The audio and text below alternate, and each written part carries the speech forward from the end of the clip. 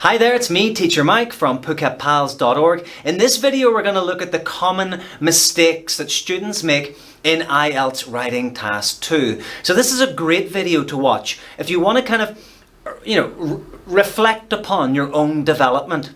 If you want to look at your own essay Task 2 writing and think to myself, do I do this? Do I do that?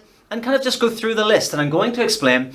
And it's great. If you can tick the box and say that you don't do this thing, then you're on the road to that 7.5 band score. Let's jump in. Students very often overcomplicate essay task 2. They overcomplicate it in many ways. They try to use vocabulary that's way too complex. They use that vocab in the wrong context. They spell it incorrectly. Don't do that. Students often try to overcomplicate the structure of the essay.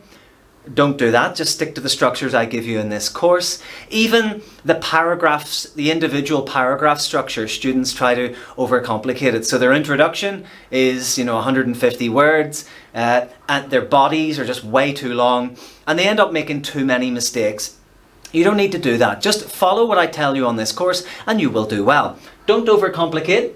This is not, you're not writing to get the Nobel Prize here. What you're doing is you're just writing to show the examiner that you have a firm grasp, a good control over the English language and can use it naturally in the written form. So don't overcomplicate it. Not worth it. Next mistake students make is having a lack of ideas. Okay, this can be seen time and time again with various essay questions. I've already made videos for you earlier in the course about how to generate ideas. So I strongly suggest you go back and look at those if you're one of those students who feels that ideas don't come immediately to you when you look at essay questions. Go back, have a look at the techniques I showed you and practice in your free time. If you're one of the students to which ideas don't flow too naturally, you need to make sure that you really give it some time and work on those techniques. Some students, on the other hand, have too many examples, so they get too many ideas and they jam-pack their body paragraphs full of 4 or 5 examples, and their body paragraphs end up being these very long, sprawling kind of speeches almost. You don't need that. You only really need 1 example, or at the very most 2 examples per body paragraph. 1 is probably enough if you develop it well enough. So don't fall into that trap. Next is telling personal stories or telling personal anecdotes. Some students, especially those who lack ideas, they fall into the trap of talking about a time that, they went to Paris with their friend and they saw traffic congestion, or the time they went to India and they were walking the streets and saw people begging for... The examiner doesn't want to hear about your travel stories, okay? He doesn't want to hear... these stories are insignificant, really. They don't add wit to an opinion essay, for example. What the examiner wants are concrete examples. Examples that are tangible, that they can hold, they're real, okay? They're from the real world. So it's better to use examples, from your knowledge of history or from your reading of the newspapers. It's much better to, in your preparation, you should be reading things like the BBC website, the Guardian website. I've already recommended Newsella, that's N-E-W-S, News, then E-L-A at the end, Newsella. You should be reading this every day, because this will give you, if you lack ideas, this will arm you, this will provide you with the examples you need to provide concrete, solid examples in the writing task, okay? So, next one, the next big mistake is having no plan. Okay, now I hope, my goodness, I hope that no one taking this course will have no plan by the end, okay? This is usually for very novice students, so don't worry about that. Now, going off plan, this might apply to you.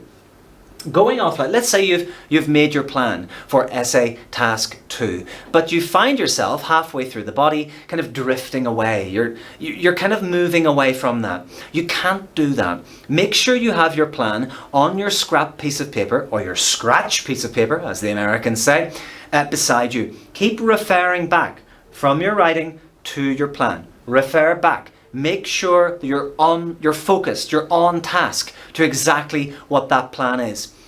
Myself, when I'm writing even an IELTS task 2 essay, I always go back every few minutes to check if I'm on task. I'm precisely on task.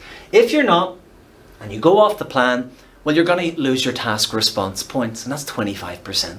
So do yourself a favor, make a plan and stick to the plan, okay? Next, students lose points by not checking at the end. You should leave, as we discussed in the planning video earlier in the course, you should leave 5 minutes at the end to check your essay. That 5 minutes is invaluable for you because you get to check the 4 different areas of the band descriptors. So you get to check your task response, you get to check your grammar, you get to check your pronunciation, your sentence structure, your sentence structure. You get to check your vocabulary. You get to check your structure. You get to check if it links together properly. You get to check if, the opinion you state in the introduction, do you only support that in the body, or do you go off into other strange dimensions and realms? Okay? The last 5 minutes is for you to correct these problems. Use the 5 minutes effectively and you'll get higher points. Next, not giving opinions when asked. So if your essay question asks you for an opinion and you just discuss what other people think, you lose task response points. This is very, very common in the question that says, discuss both sides of the argument and give your opinion, or discuss both sides' views and give your opinion.